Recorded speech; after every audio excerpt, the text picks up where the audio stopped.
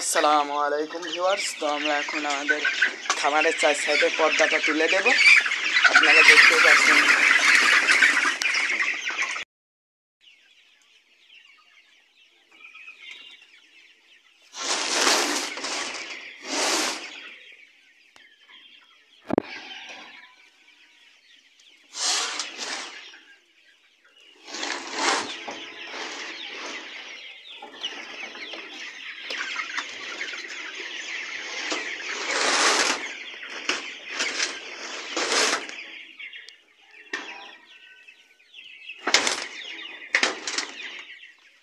চার সাইডে পর্দা না তুললে কিন্তু অবশ্যই বাতাস ঢুকবে এবং মুরগি অসুস্থ দেখা যাবে।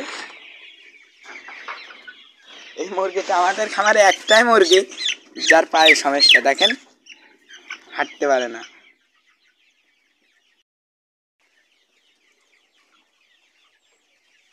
পর্দাটা অনেক সুন্দর করে তুলতো।